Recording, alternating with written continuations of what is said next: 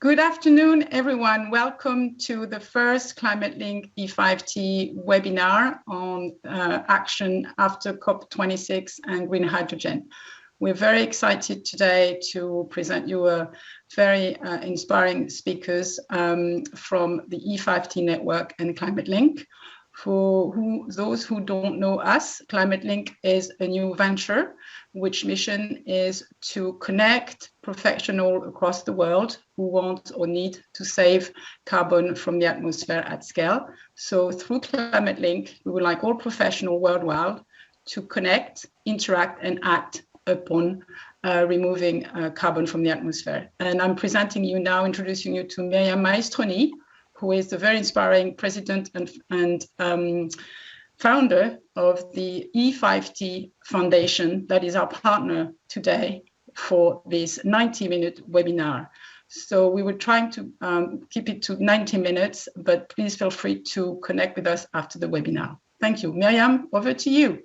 Hi, hello everybody. Thank you, Anne-France. I'm very glad that we succeed in having this first webinar together with KlimatelinK and E5t. E5t is a foundation we created in France 10 years ago. So we celebrated our 10th anniversary, and we have basically 4 missions. The first one was back to 2011 already, to identify all kinds of initiatives contributing to the energy transition, wherever they come from, all kinds of stakeholders. The second one was to highlight this initiative through university that we have in La Rochelle, a very nice city in the south of France at the end of the month of August. And since then, in many other countries like Dunkirk or Tunisia for Africa, China, etc. The third mission was to connect people and to create a large network with people supportive to each other, promoting innovation. And our fourth mission is education. So we create E5t education with a specific agreement with iBusiness School, for example. We launched 2 years ago, the first executive MBA. So we are highly committed with a network of experts to... Matt, I can take over if the presentation doesn't work. Yeah, you can hear me? To invite everybody to be part of this huge change we need to deal with, and getting some inspiration beyond, I would say, the emergency. We all know this climate emergency and the regulatory issues. So very happy to share this insight from experts after the COP26 with you. And I will basically pass over the floor, the virtual floor, to more expert than myself right now. We will start by having someone I like very much, Christian de Pertuis. So Christian de Pertuis is a professor of economics at Paris-Dauphine University. He has also is in charge of a chair called climate economics. He was also a visiting professor in Stanford.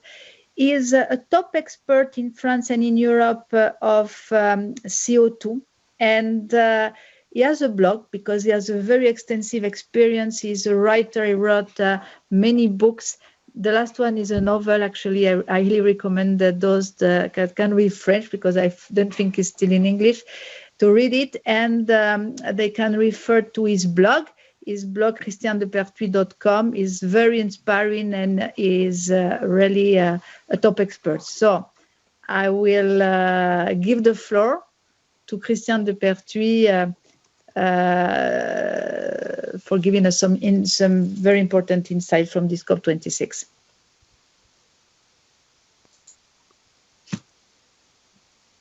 Hello, everybody. Hello, Christian. The Glasgow conference was an important step in the implementation of the Paris Agreement. It was the launch of the first 5-year period. Countries had to submit their national contributions to reducing greenhouse gas emissions. The sum of these contributions doesn't lead to climate neutrality in 2050. There remains a huge gap. This is why the media, especially the French media, spoke of the failure of the conference. But should we expect climate conference to provide the miracle solution, the silver bullet that would save the planet in 2 weeks? My vision is rather that conferences are a long and complicated way to align country strategies. In the short term, these countries have neither the same interest nor the same constraints. From this angle, the Glasgow Climate Conference delivered 5 important outcomes that we should take into account in our climate action. Outcome 1.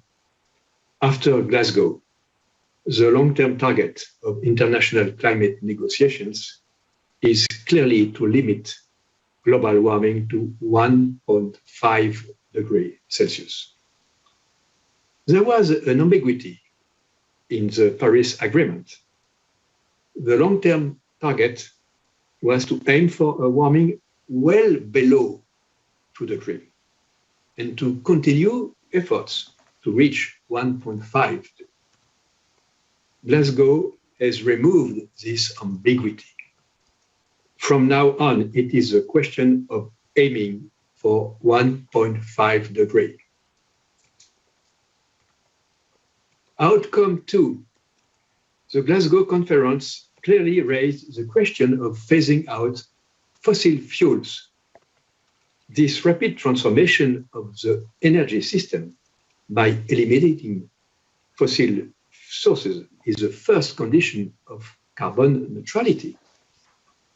But the question was never posed in such clear terms in the past climate conferences. Glasgow put them back in the center of the table, and they will stay there. Outcome 3. In Glasgow, the countries finally agreed on rules for implementing Article 6 of the Paris Agreement on carbon markets and more generally on economic instruments. These rules are not perfect, but it makes it possible to expand carbon pricing around the world. Let's hurry to use them to accelerate energy transition. Outcome 4. Glasgow is the first COP where methane emissions has been discussed. Emission reduction targets for this gas are now on the table. Methane is the second greenhouse gas contributing to global warming. We will not achieve carbon neutrality without paying much more attention to this greenhouse gas. And as its primary source of emission is agriculture, this will also lead to take more seriously in attention the agroecological transition, which is too often pushed in the background. Outcome 5. At the Glasgow conference, China and the US made a commitment to strengthen their cooperation in climate matters, despite the multiple tensions elsewhere. The COPs are therefore a place where cooperation takes precedence over competition in the name of the climate emergency. In our world plagued by multiple conflicts, this remains a message of hope and, above all, a message of encouragement to action. So I think it's important to take into account these 5 outcomes from the Glasgow conference in the coming years. Thank you for your attention and have a nice meeting. Thanks to Christian. That was with a video. So we cannot talk directly to him, but I was talking to him on another line. So he sends regards to everybody, and he's happy to be with us, even if it's just by video this time. So now maybe we go to the next speaker. I like him very much. Nicolas, we know from a long time ago. Nicolas is the executive director of Green Cross and Territories. He is very much involved in all initiatives being taken by territories to fight climate change, and is a very good expert of island and specific territories that are hardly hit by the climate change. So Nicolas, I let you the floor. You were in COP26. We tried to make a very quick summary just the day after, but now you thought about that. How did you live this experience, and what can we share with everybody today? Hello, Myriam, and thank you very much for the introduction, and thank you too for giving us this opportunity to be with you and with the KlimatelinK today for this great event. So first of all, I would want to tell where I'm speaking from, because we have a long recording track with E5t, and this is a great example of which kind of coordination we can have with a group of companies, of committed people, and the civil society. But since nobody is necessarily aware of, I will make a quick introduction to where I'm speaking from. Green Cross is an international NGO. We've been founded by Mikhail Gorbachev in 1993, and our current president is Jean-Michel Cousteau, who is a diver, but who is also the son of Captain Jacques Cousteau.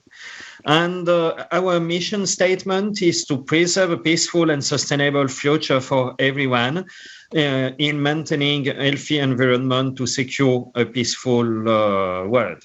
And basically, we are, to some extent, one of the children of the COP processes, because the decision to initiate a Green Cross, taking the example of what the Red Cross has done in the social topic, has been made by Mikhail Gorbachev with the support of Commandant Cousteau in 1993, because they were the moderator of Rio 1992 with 145 head of states, and they discovered how useful it was to have an organization to move forward at a quick pace in order for the COP to be successful.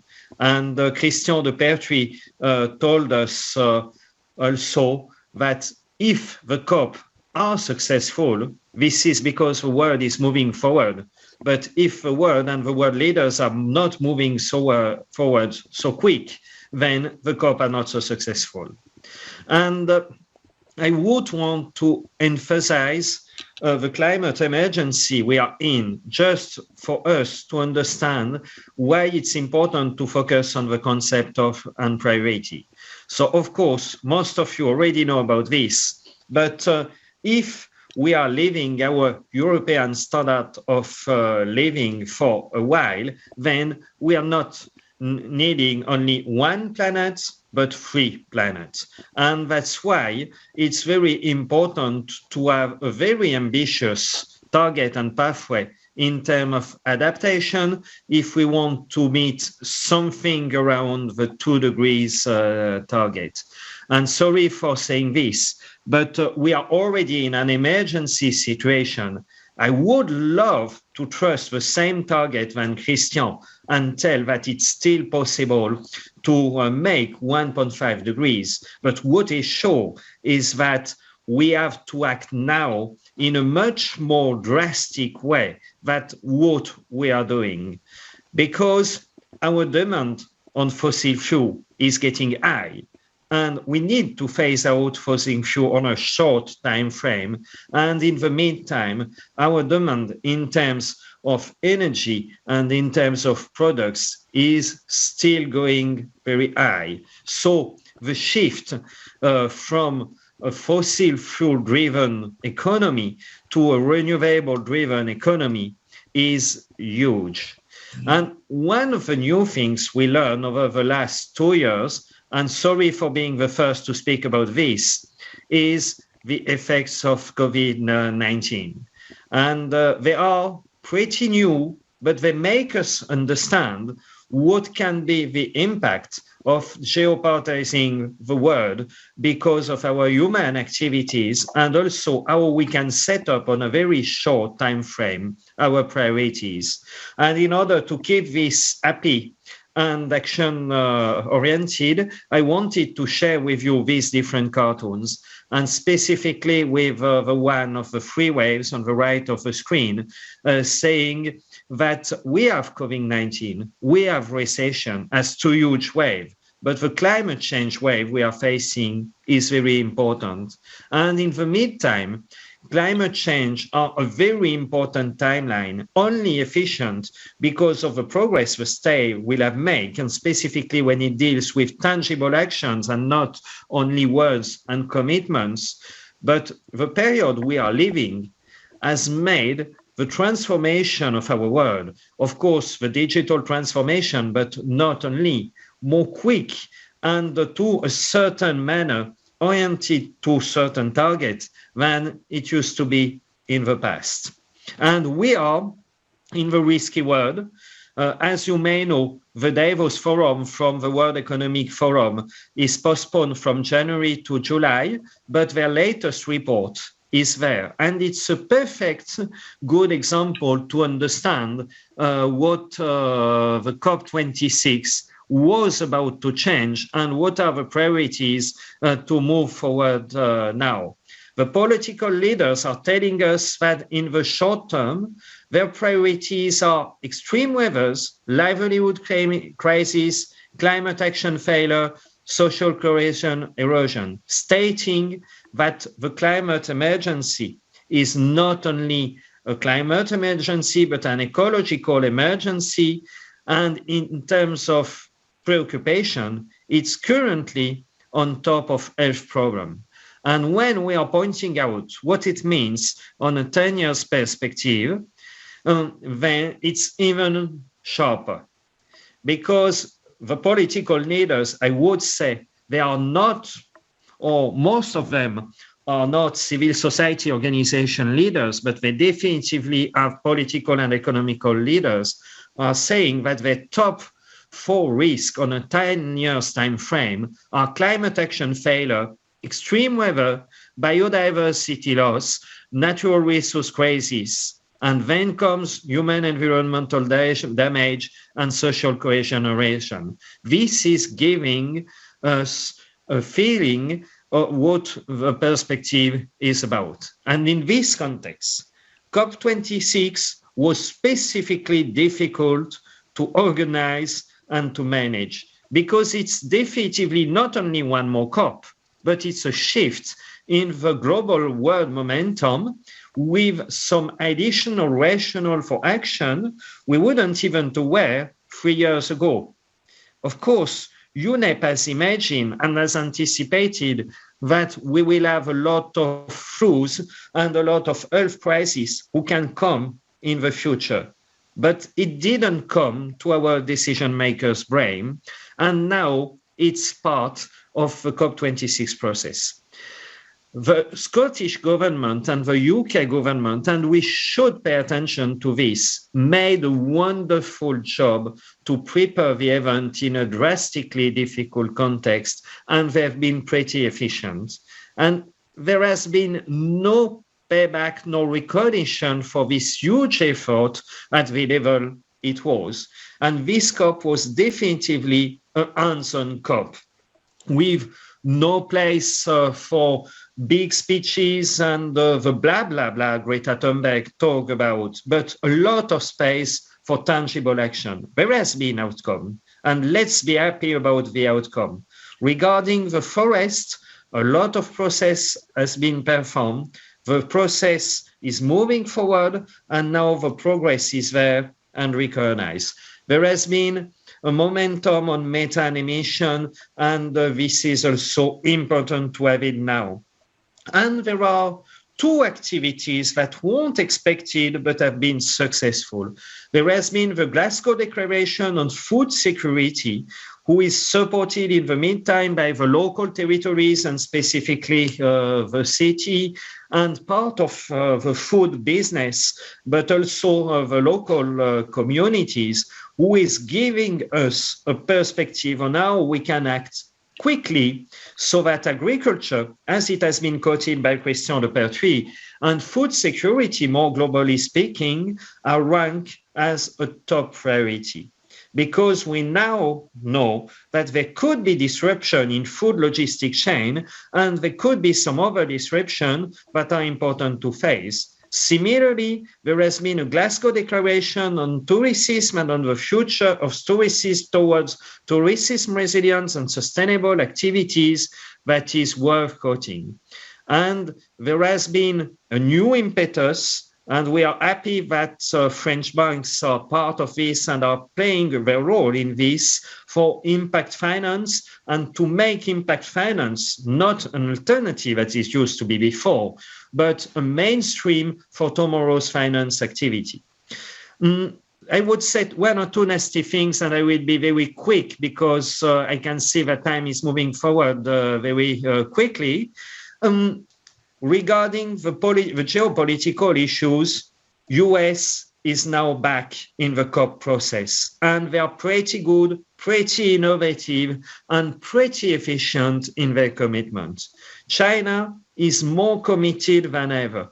And to my personal understanding, this is a major political error that the next COP will be in Egypt and in Saudi Arabia and will not be through US and China.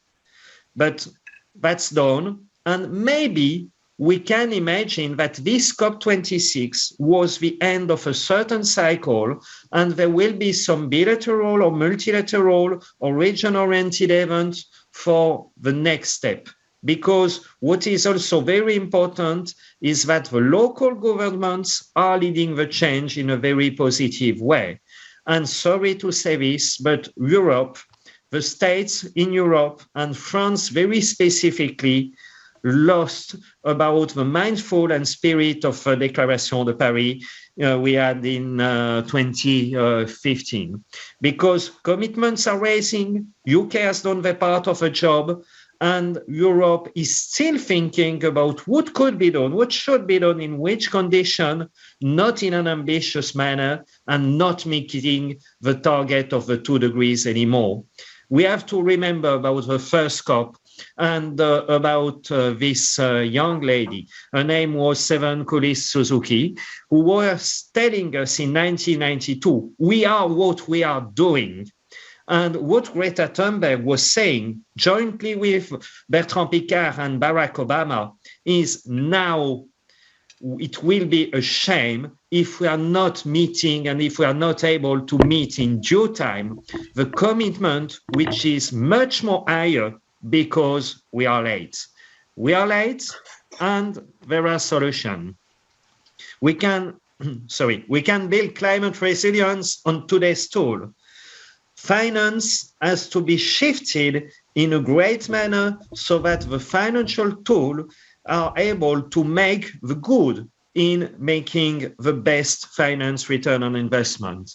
And then we understood how important to have it is to have some civil society's commitment and demonstration, because as Barack Obama told us as part of COP26, this is the only way for world leaders not to be weak and to take the appropriate decision with respect to their ambition. With respect to the business, there are some changes also, and there is a pre and the post and beyond COP26 approach. Now, most of leader companies have performed the pathway to net zero, and this is a driver for change, not only in their own organization, but also in their upstream and downstream value chain, and in meeting their customers and local authorities interaction. We have no time to think about a great approach and then implementation. We have to make some short-term limbs and to think about the impact of our activities. What we are doing now should paving the way for others to join now. We have to work collectively at regional and global scale. And now we are getting mature with carbon approach, but we have to understand more. We have to understand about water. We have to understand about food. We have to understand about energy as a driver for resilience and not only as a way to enhance and to streamline our performance. This is the global challenge we are collectively facing, and COP26 is very clear about this. We have to shift our economy so that they are not as vulnerable as they are now, and so that they are becoming resilient in a global perspective with the advantage of keeping our health and companies safe. And this is definitively a major challenge, and I'm very positive about COP26 because when it was successful, it was the point it has to be successful. When it has not been successful, this is not because of a COP process or of COP26 preparation who was excellent. This is because our leaders are not ready. The companies are now faster than the world political leaders. We have to drive a change, and we have to also in Europe, and specifically this is a point for France and for the Poles who are waiting for us in France, we have to get a great new action path so that resilience is there, leadership is there, and we are not speaking a lot and doing nothing, but we are just moving forward quickly all together in a common manner towards this 2 degrees challenge, which is more important than ever. And the sole way to do so is to use net zero approaches and to enhance our local resilience at our level from now on. Thank you very much, and sorry for having been so long. Thank you, Nicolas. It was very clear. And actually, I'm afraid that I have now to get into the regrets, because you are very enthusiastic. I hope you can see my screen. And we have to, because of course, the first thing is to be very much aware of what's going on. And it doesn't mean that we can find the solution, or the contrary. So I do agree with you. However, before shifting to the next session on hydrogen, which is one of the big reasons to hope, it's not the only one, but it's one of the big reasons to hope for this for the future, I would like to maybe get into the detail of why in this COP at the end we considered that it was not such a success in the and we still have some step to take forward. So I took our French president. I could have taken other people that was attending the COP26, the COP26 event. And Emmanuel Macron said, well, it's true, it's useful, but with regrets and progress. And why is it like that? Because there's a lot to be done. And actually, we realized all over the world that something that for us maybe it's kind of a detail, the coal issue, which is of course the most emitting CO2 fuel, it was at stake. And as Christian de Pertuis was explaining, there's still a huge gap to be filled between the pledges before and after COP26, because we succeed in projecting much less emission to get to the 1.5 degree Celsius, which was definitely adopted, and what we need to do to match this target by 2030. And Nicola, I'm not going to spend a lot of time on that. Say, of course, we are in a very emergency situation that everybody all over the world can feel, and that we all need now, that the situation can even worsen if we don't do this 1.5, if we don't meet this 1.5 target. And actually, to do that, we know that there is a huge effort to be done. Actually, I don't know if we realize that getting to this level we need to be means to get back to the 1950 level of CO2 emission, while meanwhile the world GDP was multiplied by 10, the global population was multiplied by 4, and it will continue in the coming years. So, finally, one of the outcome of this COP26 was to deal with first thing first, and one of these one of the top priority that was on the agenda was basically to stop financing fossil fuel. And even today, everywhere in the world, what we see is that there is a huge amount of money still dedicated to support fossil fuel supply. There are different organizations, the International Energy Agency, that basically said every year we spend more than $500 billion between 2017 and 2019 in this business, and we can get even to higher amounts when we take an indirect cost, as we will see. And it's true everywhere. It's true everywhere. With, of course, in some country, some countries are more emitting than others, and it's the case of China and India. Also, of course, there are a lot of countries still subsidizing but not contributing at the same level of CO2 emission. And if you look at this amount of money still subsidizing the fossil fuel industry in general, you realize that they're not taking into account, what I was saying before, all the external costs, that basically health costs, things like that. And if we take into account that, the amount of money we are talking is even higher.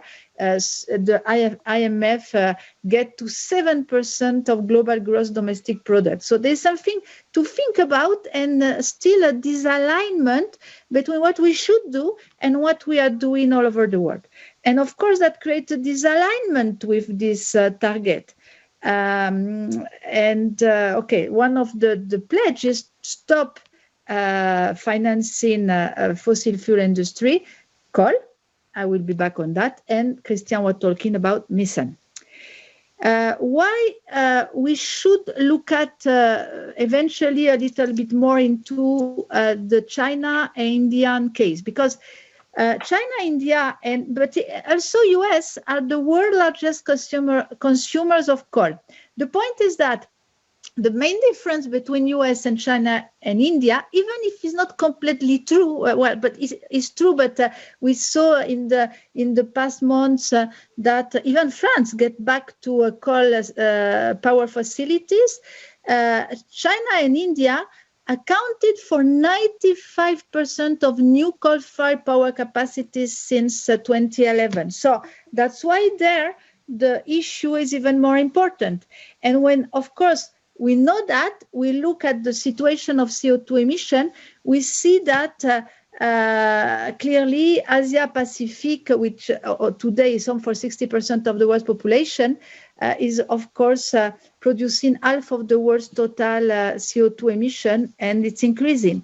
And when we look on the trends, of course, we see that in Asia Pacific, 50% of the energy mix is still relying on coal.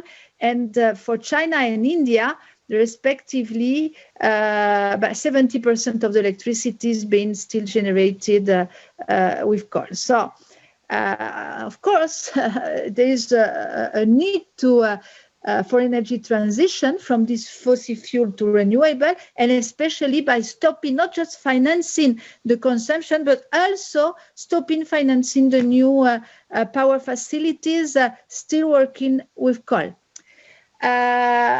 When we look a little bit more in detail of that, we see that China and India are currently the single biggest contributor to global greenhouse emission. And that was a very interesting diagram that is showing how, because of the population effect, of course, China and India are not only most emitting countries, even if per capita we don't have the same figures, of course. And the point is that the expansion of electricity demand is, of course, triggering more demand for infrastructure and power plants. So it's important to understand that, to better understand this statement of Alok Sharma, of course, who was a little bit disappointed when I will get into that a little later. India, for example, say we cannot afford to phase out. We want to phase down, meaning that they want to exit the coal era, but not as fast as everybody would like to. And Alok Sharma did this statement. Well, I'm going to be calling on everyone to do more. And actually to the rich country or to the country that emitted a lot of CO2 in the past. But China and India must explain themselves to climate vulnerable countries, because today, of course, we are very much depending on their decision. And why this country are struggling to phase out? Well, it's not that they are not doing anything. We cannot say they are the bad students, not at all, because they do a lot of things, actually. They are working on quality regulation to quality regulation, air quality regulation. They're working on a subsidy for renewable energy. They're working on a vehicle emission standard. They're working on carbon pricing mechanism. But and they are having good result. We can see the number of electric vehicles in China, the quality, the improvement of the air quality in China. But of course, at the same time, they're dealing with paradox. Today, when you ask China what's going, why don't you want to phase out? Or to stop subsidizing coal, basically, they say, well, it gives us cheap electricity for citizens. We have a better industrial competitiveness because it's a cheaper way to produce electricity. We enhance our energy security because, in terms of sovereignty, China is importing a lot of energy from outside, and they have coal. Also, they also import coal. And we have to support the coal industry because we have 6 million workers there, and we need to do something with them.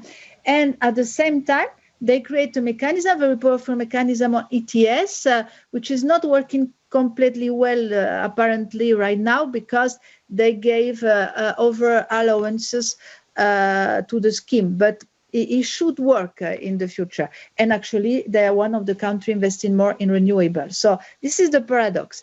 And for India, it's a little bit the same. Why they stand saying, well, we want to be carbon neutral by 2070 versus Europe 2050 or China 2060. But it's difficult for us. And that's why we insisted at the very last moment in saying, phase down coal instead of phase out coal, which of course make a big difference. And one of the reasons, the same than China, there are 4 million people directly employed in India in the coal industry. So of course they need to find also a transition for these people that need to do something else, basically.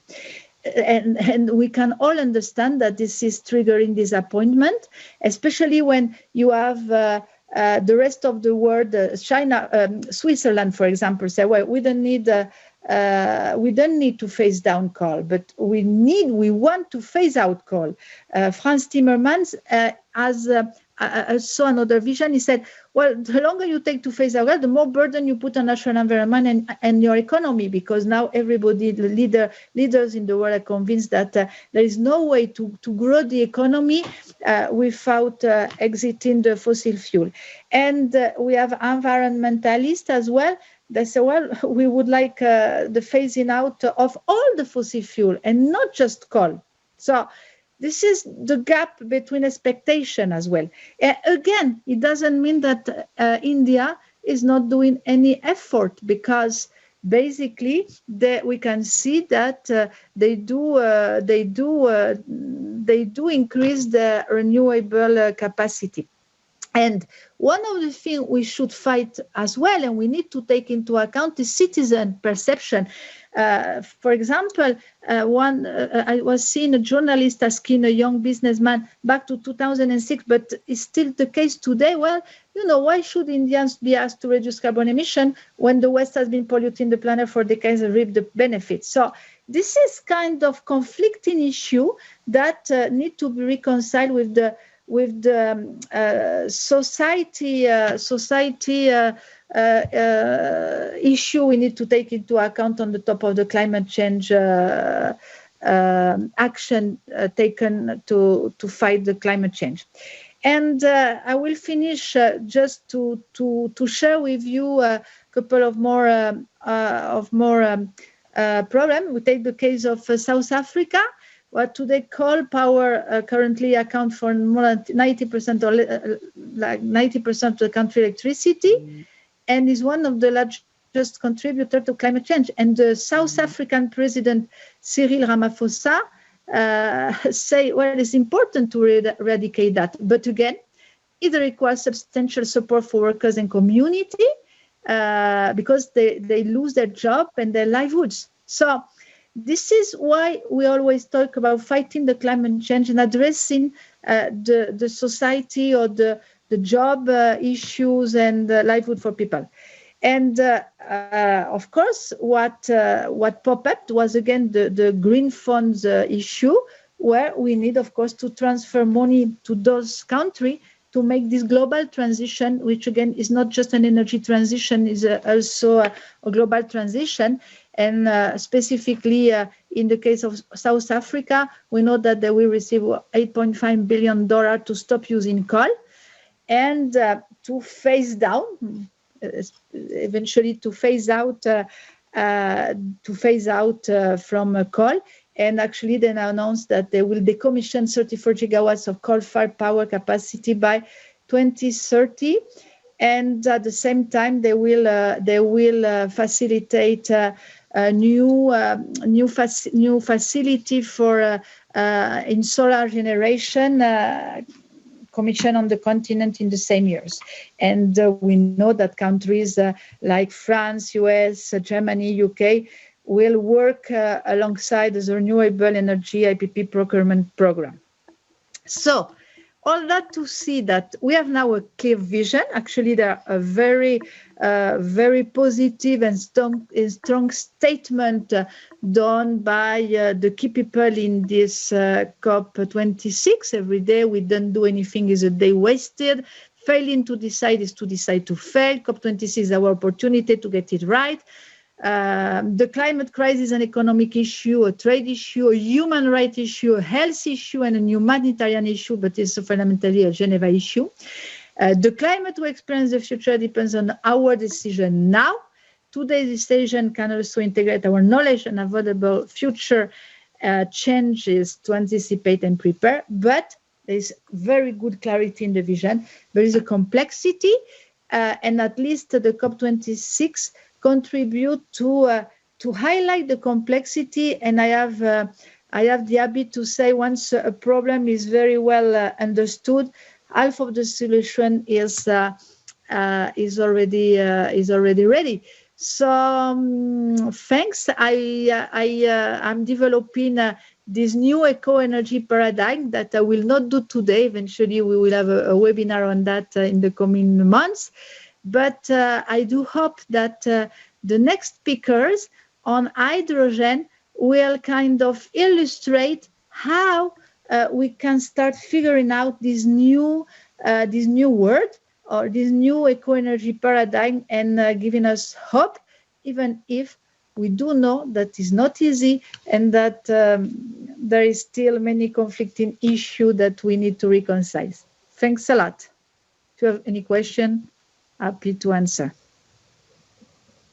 Thank you very much, Myriam and Nicolas, for your very good perspectives. I will now move on to the Q&A session, just so everyone knows anyone can ask questions and the curators like us, me and Kimon will answer after. So I'll start with Nicolas. We have 2 questions for you. The first one is, what are the new actions did the COP26 help to move forward after? And the second one, because I think you want to answer it together, what measures are the lagging countries you mentioned, such as Japan and Brazil, taking to reach the 1.5 degree goal? And are they actually on board?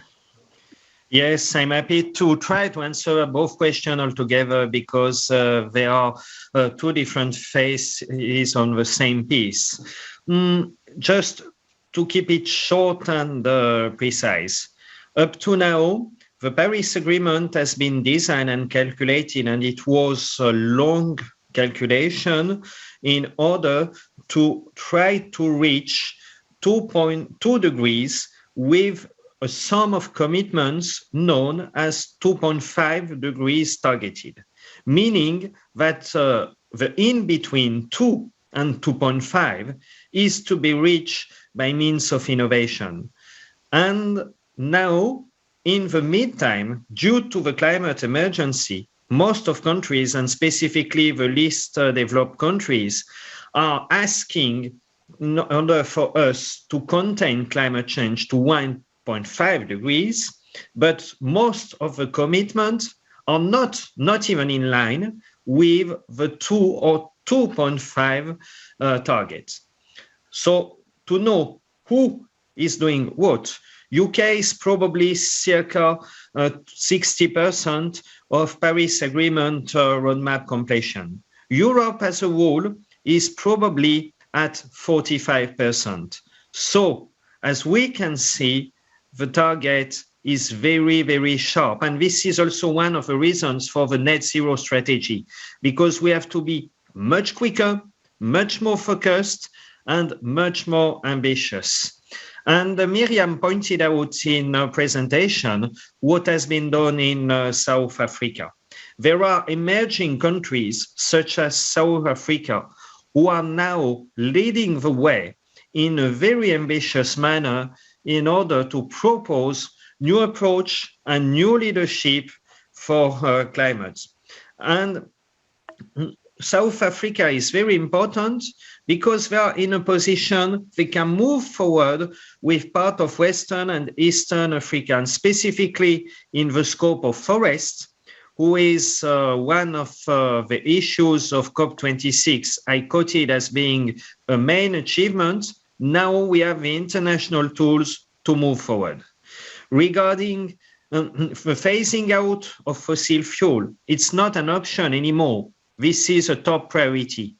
And this also is a second very good commitment. And personally speaking, I'm really annoyed that France did not sign up and was trying to prevent the moratorium on deep sea mining, because this moratorium on deep sea mining is a major keystone in phasing out of fossil fuel and an important message to the world. And regarding food, this is also one of the main achievements.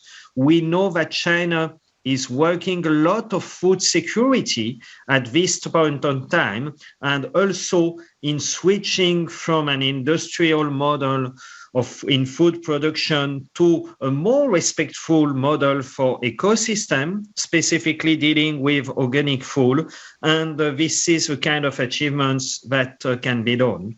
We have to be honest and very frank with our friends in Brazil and in Japan and in some countries of Europe, and maybe I would include France in these countries.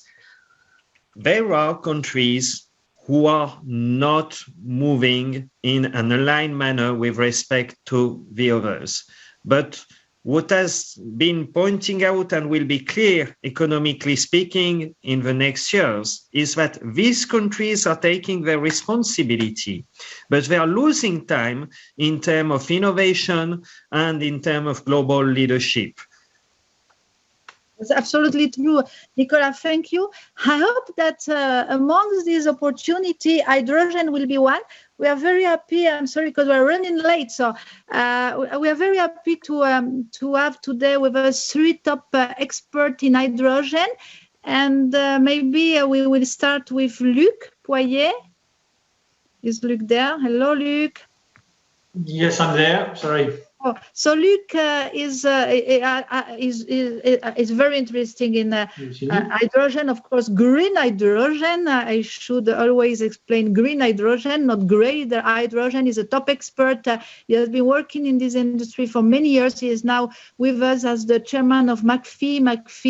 He will say something about McPhy. So we are very happy to welcome you, Luc, and to have your insight on green hydrogen and hydrogen for the future. Thank you. Thank you. Should I start? I think we have some slides to support the presentation. I don't know. You can share your presentation as a normal Zoom. No problem. I'm not sure I have it.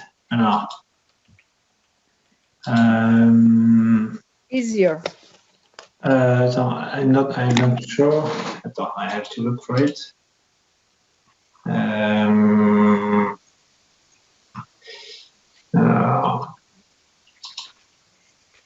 Where is it? Let's see. Alexandre. So while Luc is looking for the presentation that he will share with us in a couple of seconds, we also will attend afterwards Thierry Lepere, is the president of and co-founder of DH2 Energy. And then Kevin Clark, so Chief Strategy Officer of Immubit. So we have 3 different visions to better understand this hydrogen.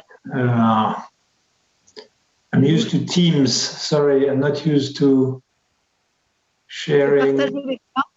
Écran partagé. This. I'm not sure I will get the full quality. Can you see it? Tu fais plein écran maintenant, plein écran en bas comme une présentation. Plein écran en bas. Voilà. Sorry, we had just technical issue in French. Voilà, sorry, you can see it. Okay, so who's maybe one word on back to microeconomy after the macro perspective. McPhy is a equipment manufacturer present in France, Germany, and Italy, so a European player. And we design, we manufacture, and we integrate hydrogen equipment.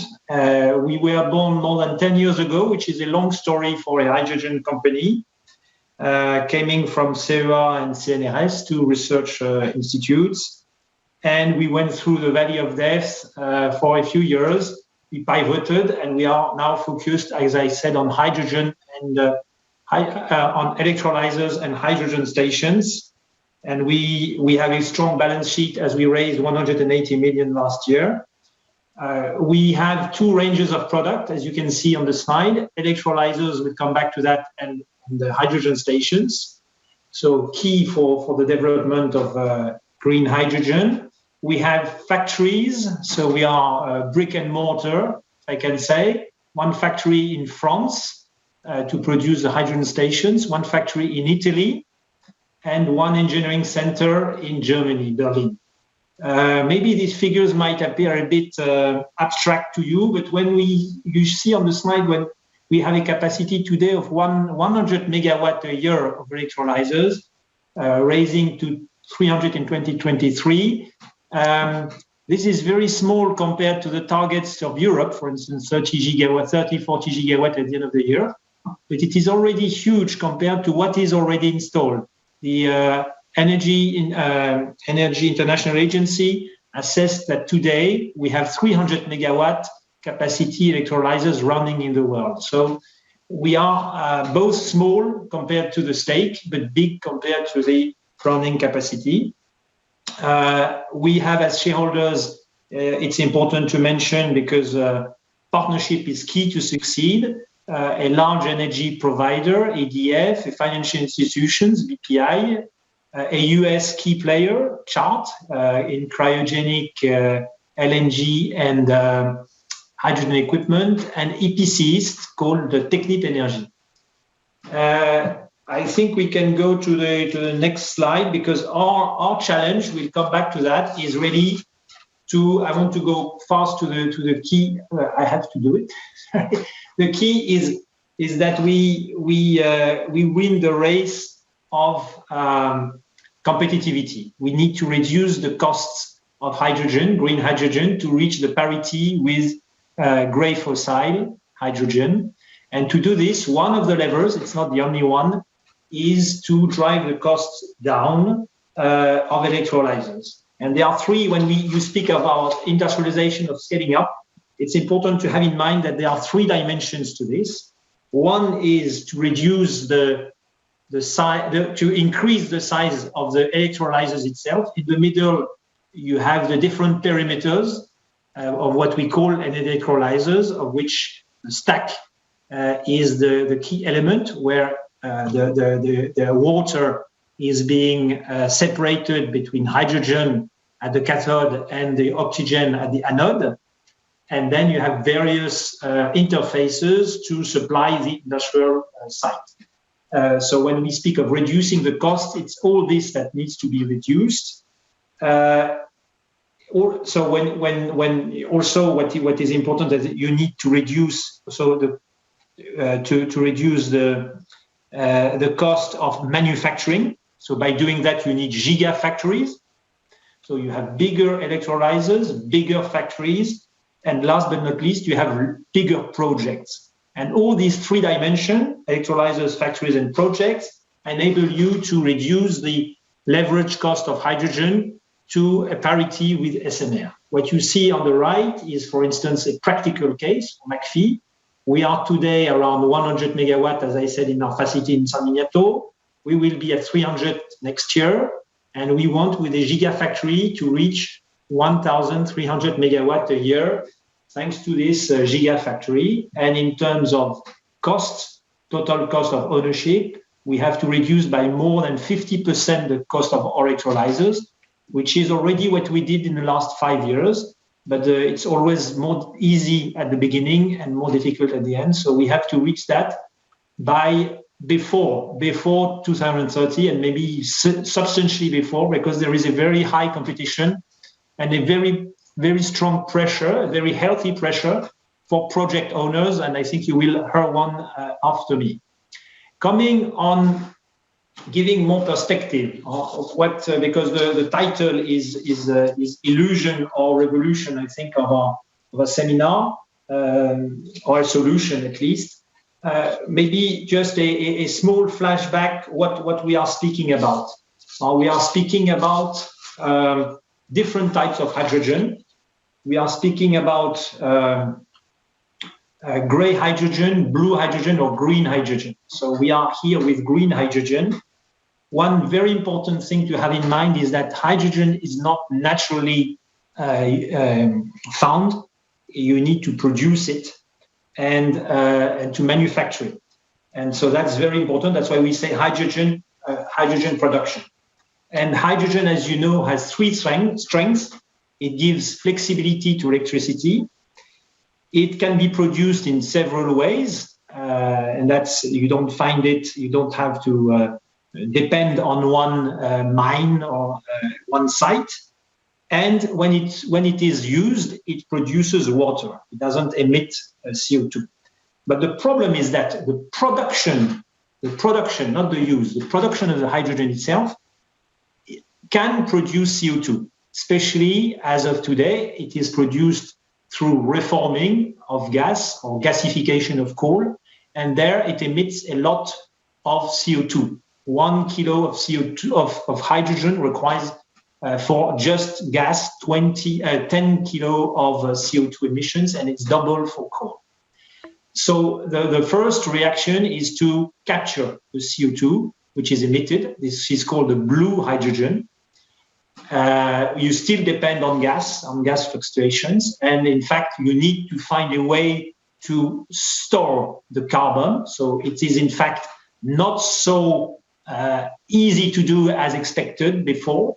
And green hydrogen is in fact the adequate solution, because here you can use all the renewable powers that you have, being solar, being wind, being biomass, being hydro, and you don't emit CO2 when you produce the hydrogen. And last but not least, the technology is available, is mature, not totally, it can still be improved, but it is mature. For more than 200 years it is known, it is electrolyzers. And therefore there is this big push from all countries, from so many industry, to put electrolyzers at a competitive level compared to gray hydrogen. I go rapidly to the value chain of hydrogen, but it is very important to understand that there are two ways to use hydrogen. One as a feedstock in the industry, in the petrochemicals, to produce ammonia, methanols, or even oil in the refining, and or to use it as an energy carrier. And what you see, the end use on the right, it is developing highly, because both as a feedstock and as energy carriers, one finds new ways of decarbonizing the industry or transportations thanks to the use of hydrogen. We are now also reaching a level which I believe is very important to open the debate, which is the fact that yes, we have a technology, yes, we have the will, the value chain, but do we have the resources? Do we have the natural resources?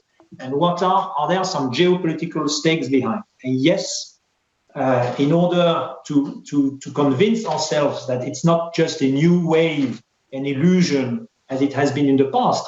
Several times in the history, there has been a strong interest for hydrogen. Today, what is new is that we realize that we have the resources, we have the natural resources globally, and you can see on the left, all what is green shows that there is an excedent, a surplus of natural resources for the demand. There are some red countries where there is an unbalance, but this can be compensated by international trade.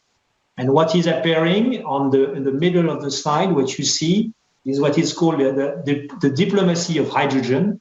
More and more countries, 30 countries have published an international strategy for hydrogen. And we see here an example taken from the IRENA report of recent agreements between producing countries or future producing countries and importing countries.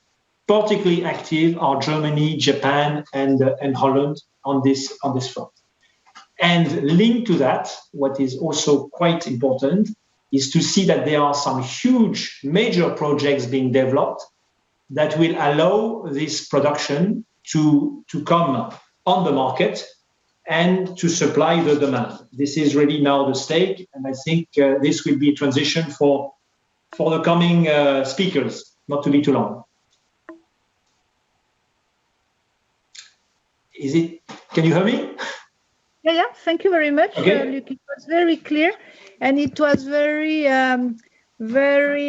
inspiring. Not at least we get hope from your presentation, because we know that there's solid business case and solid technology to shift to this green hydrogen. We know that hydrogen is one of the CO2 emitting more important in the industry emission source.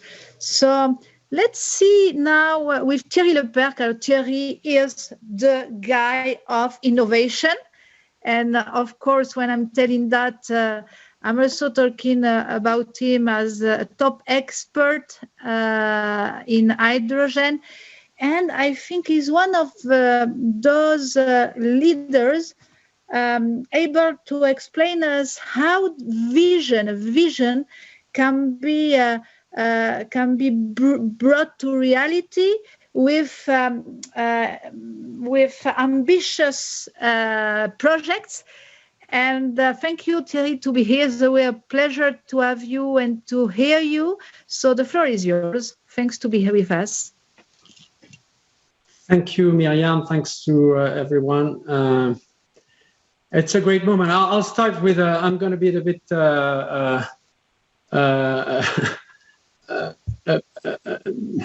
maybe not negative, but a bit downplaying a number of things that have been said. We're in bad shape, huh? We're in really bad shape. I'd just like to say this is we have had about 30 years of conferences and of climate conferences, and fossil fuels are still unchanged in the energy mix, in the global energy mix. In 1990, it was 80%, and last year, or into 2020, it was 20%, 80% as well. So we're in trouble. Now, the good news is that, as was mentioned, now industrial solutions at scale are coming to the market. And obviously hydrogen is absolutely central. And this is what I'm going to talk to you about. So if you allow me there again to share my presentation. I suppose you can see it now. You can put full screen. Yep. Perfect. Well, first I'd like to rebound on what Luc said. I'm going to talk to you about an initiative which happens to be ranked as number one as in this IRENE ranking, as this Ideal Ambition. It was announced a year ago, and Ideal Ambition is, as you can see on this map, the largest project, 67 gigawatts of electrolyzers based on 95 gigawatts of solar. And it started with these companies. As you can see, McPhee is in a good position. It started with a very simple idea, is that in order to make that happen, to make hydrogen is the new oil, which by the way is the title of a book which I wrote a couple of years ago, you need to integrate the value chain, upstream, midstream, and downstream. If it's the new oil, you have to do like oil companies do. Upstream means exploration and production in oil. In our case, it's generation. It means both renewables and in our case, solar. Why solar? Because solar is by far today the most inexpensive form of power. Obviously, we're talking about green hydrogen from electrolysis here. We've all understood it. Electrolyzer gigafactories, as was mentioned by Luc, is absolutely central and fundamental. And obviously, there's a question: are we now there yet or not? The other thing that people totally underestimate, it's midstream, transmission and storage. Because if you produce mass scale of green hydrogen, you need to move the product to consumers, and that needs, you need pipes basically to make it a long story short. What we've had in the Ideal Ambition program, which was launched in 2020, is 5 major transmission and storage companies. And obviously you need downstream, steel, chemicals, energy, and you need financing. What is Ideal? Well, you have a Ideal Ambition, you have a summary here. It's a project to produce 3.6 million tons of hydrogen from Spain and Portugal in 2030, and to deliver it to Spanish industry, but also France, Germany, and the rest of Europe. It's based on the identification of production sites, precise identification of sites in Spain, and the connection of those sites to dedicated pipelines serving industry at a commodity scale. And when people ask, What is the scale of this? I always like to say that's about 1% of Europe's energy demand that we want to cover. So it's both a lot and not much. But what is interesting is just covering 0.02% of the continent's surface. So it's certainly something which is totally achievable. Now, if we move on to what is the mechanism behind that, and how can you make the fundamental issue is how can you make hydrogen competitive with fossil fuels? Now, obviously, the work has been made a little easier in the last last 12 months because we've had skyrocketing oil and mostly natural gas prices, including coal. But we still need to very much reduce the cost of hydrogen. And there are four factors how you get them. One is, let's not forget, it's about power. You need to ramp up power, and especially solar side. Solar, the differentiating factor here is that we're not talking about small scale installations back to the power grid. We're talking about not power grid connected, very large installations, 500 to 1,000 megawatts, which we call PV captive. The second thing is electrolysis. And as I mentioned, mass scale electrolysis based on gigafactories, technologies that are bankable. People who come up with fancy technologies, no thank you. I've seen that personally in solar. There is no alternative to ramping up bankable existing technologies. The good news here is that they're already quite competitive and aiming at being it. Midstream, I just mentioned, is very important. Offtake, why? Because you want to structure long-term offtake. And maybe that's what people should start with. People think about project development. The fundamental thing here is to start with customers. And what do customers want? They want this. They want 1.5 euro per kilogram hydrogen. Not 3.5, not 10, not 20, like people today are proposing them from grid power. 20 euros per kilogram is just 15 times too much. And what the major steel companies, the major chemical companies want is 1.5. And that 1.5 is only achievable, I'm going to be a bit radical, with solar, not with wind. It will never be achieved with wind because you need 15 euro per megawatt hour power or less, and while wind is 2 or 3 or 4 times that, even in the best areas. And obviously you need to scale up these things. And the cost of infrastructures, as you can see, is limited. One word on the key thing here is storage. Transforming the product is one thing, transmitting it. Storing it and managing the so-called seasonal factor is fundamental. One word on the high deal ambition work, the storage capacity that we have mapped in our program is 1,000 times the total battery market globally last year. 1,000 times. That means that batteries are not the way to go. Batteries are maybe good for hours when you go for months. When you want to deliver the base load that the steel makers and the chemical companies want, you need that geological storage, salt caverns or aquifers. Now, is this theory? No. So what you're seeing here is actually confidential information. This will be released 3 weeks from now. The largest hydrogen hub in the world will be announced in Spain. We're talking about 6.6 million tons of committed purchase of hydrogen from steel makers, from chemical companies. You're talking about a plan to deploy 3.5 gigawatts of electrolyzers by 2025, which is like tomorrow morning. And we're talking about as well the deployment of close to 1,000 kilometers of transmission and storage.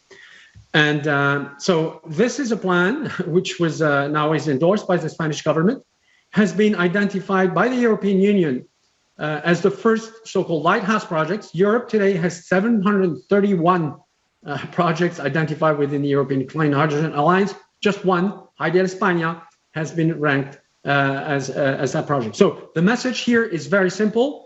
The product is coming, 1.5 euros per kilogram, which is our reference for those who are not aware, is about less than half of the price of natural gas today. So what we have today is a motivation which goes far beyond decarbonization. We have an energy crisis, as we all know, in Europe, with energy supply, energy prices going through the roof. Hydrogen is there now to replace not only gray hydrogen, whatever, but every single fossil fuels cheaper and local. I mean, locally meaning European or maybe less Russian. So this is a key thing here.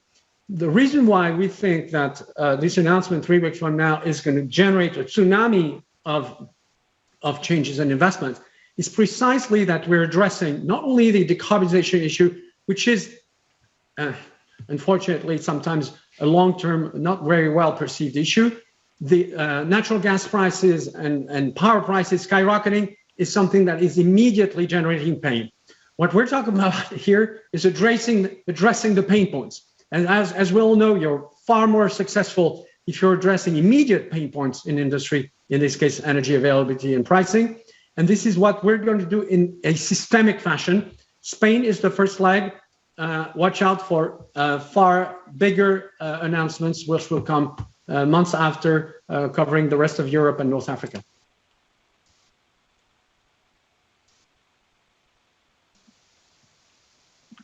Hope. Yeah, up to you. I said hope. That's good news you are giving us. So rather solution versus illusion. So that's very good. So we are happy to have this insight. Thank you very much. And hope to know more about that. And I will leave the floor to our next speaker. Maybe we a couple of words to introduce him before.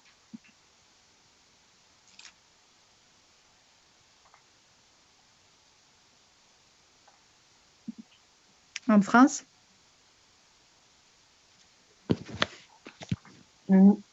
It's Kevin Clark. No, in France?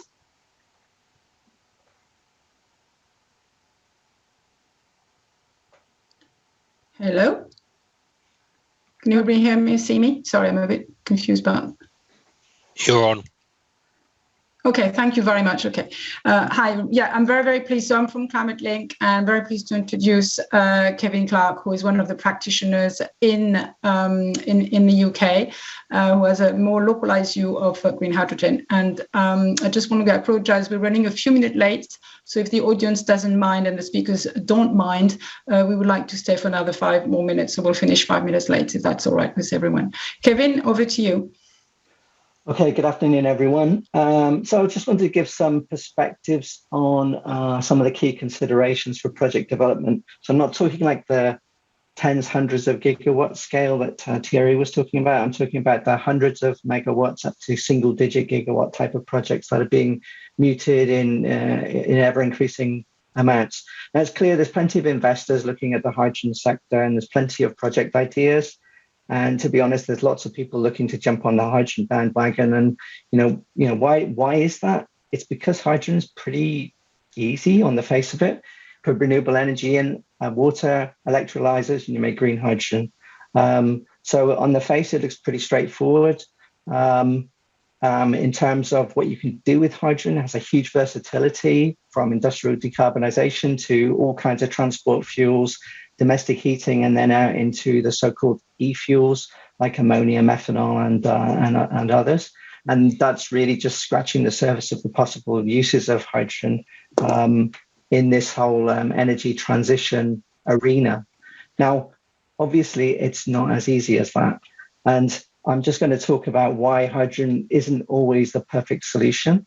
And for these kind of hundreds of megawatts to small gigawatt scale projects, some of the big issues are around renewable energy. And fundamentally, when you're talking about wind and solar, it's an inherently variable commodity.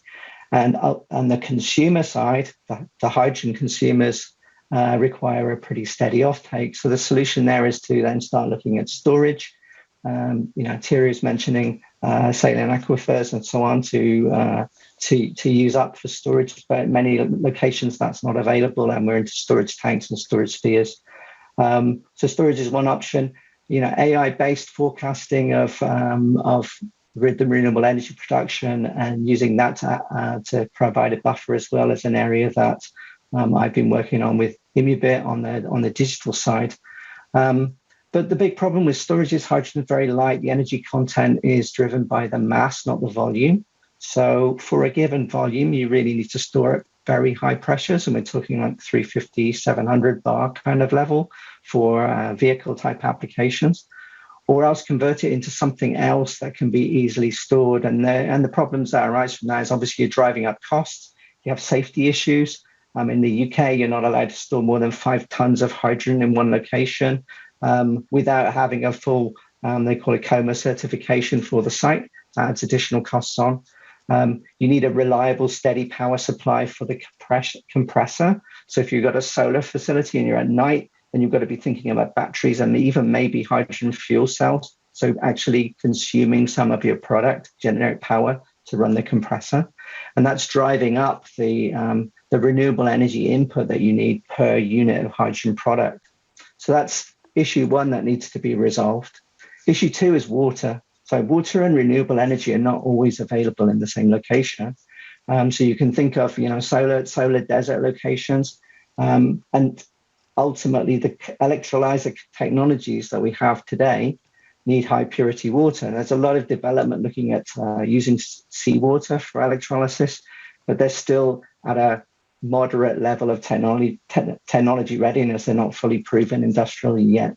So we need high purity water in a good volume. So we've got to pump water to the site, and we've got to then invest in demin or desalination plant. And we're further driving up the cost. We're also using renewable energy to drive those facilities to clean the water out. So that's driving up costs. That's creating issues for competition of water supply. And again, we need a reliable and steady power supply to run those demin or these desal plants. And we're back to batteries and hydrogen fuel cells again. So further increase in renewable energy per unit of hydrogen product. If we look at the electrolyzers themselves, you saw from the list that Thierry put up, there's a huge number of proposed green hydrogen projects. And today that far exceeds the global electrolyzer manufacturing capacity. And, the talk of gigafactories is an inevitable thing, but they're going to take a few years to come to fruition. And we can't be building like, hundreds of thousands of gigawatts of capacity in parallel. It's going to phase up over time.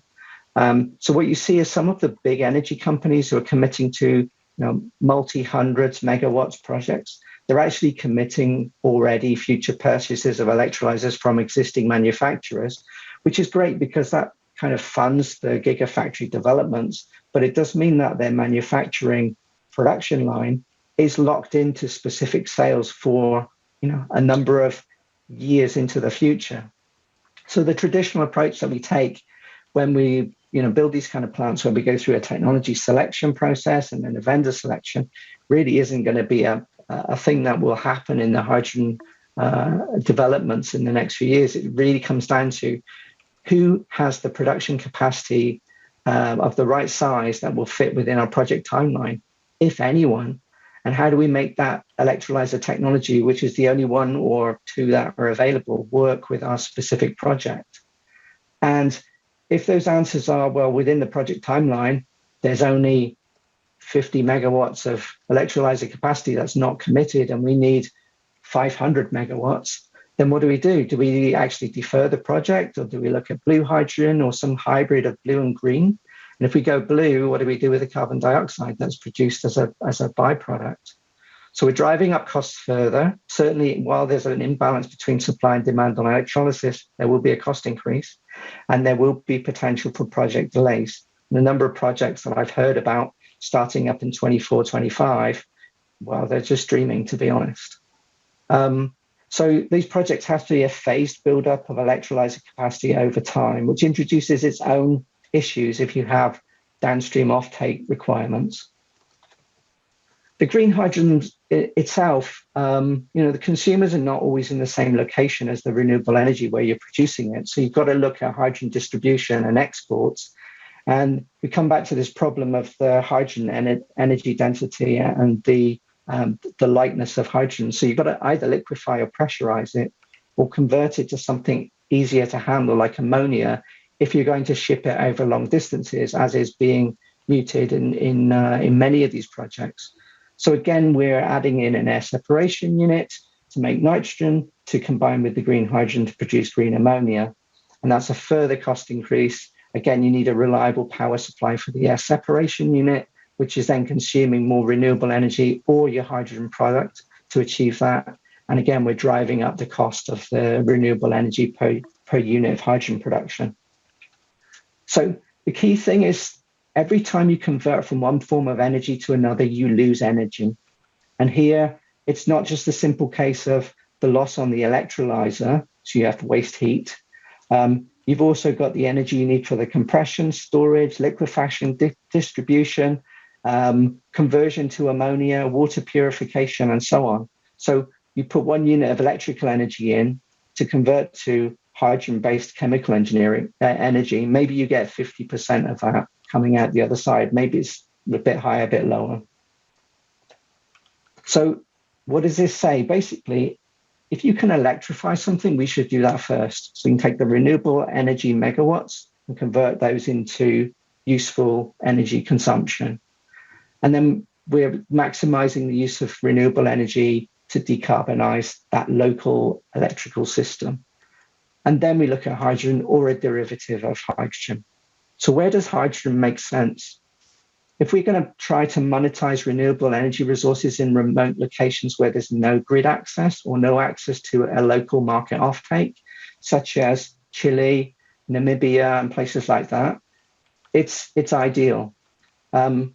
Where we need to provide a high temperature energy input to decarbonize industrial applications that you can't electrify, at least with today's technology like cement, steel, and so on, as was mentioned earlier, it's perfect. For applications where the alternative option is another conversion step with an extra energy loss, and the density storage volume side of it is not so critical. To decarbonize ammonia and methanol production where hydrogen is a key feedstock, and other hydrogen consumers that are presently using natural gas without carbon capture.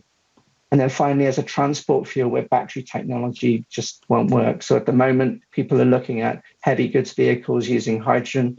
In time, batteries may be able to take on some of that fleet.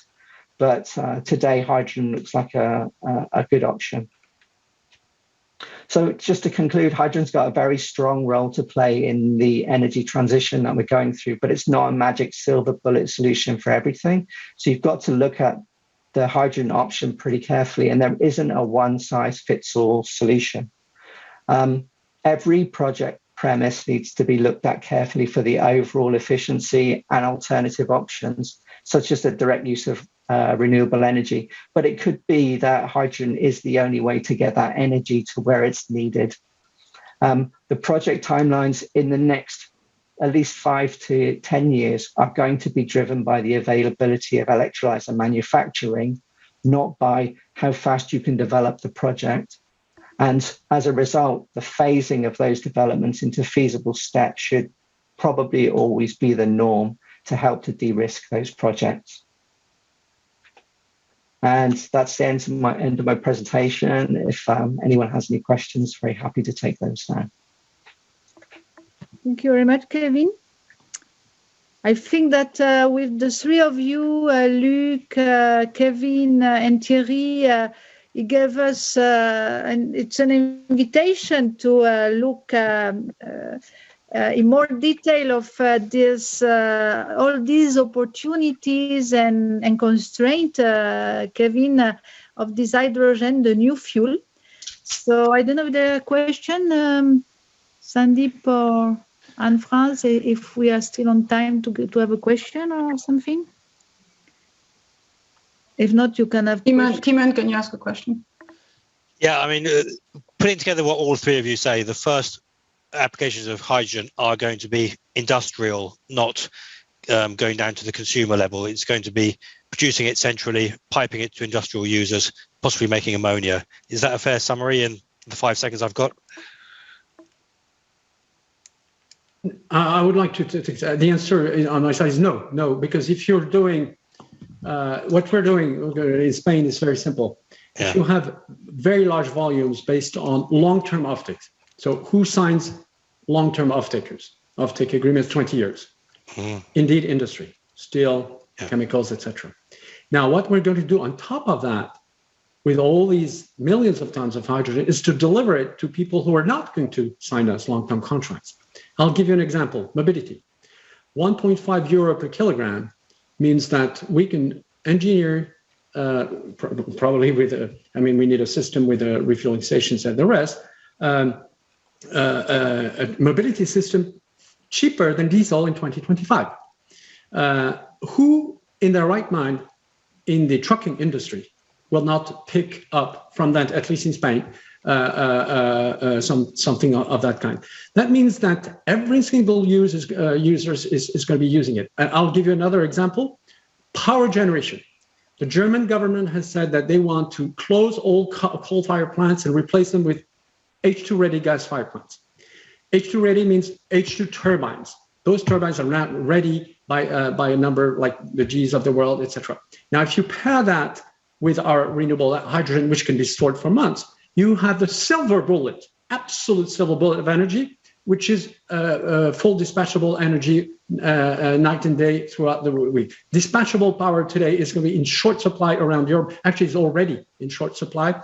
We will provide that as well. So be ready for hydrogen really swamping everything, and soon. Luke, Kevin, you want to comment on this? Yes, I think it's exactly the same when you look at the size of electrolyzers.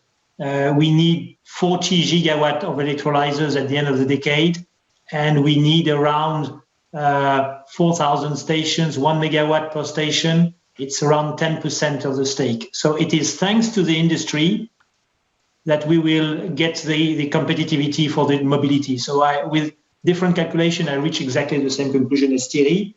And to come back on the silver bullet, I think maybe because it's always a debate, and Kevin said it's not the silver bullet, maybe what we should say is hydrogen is, you have to consider the energy system as a puzzle.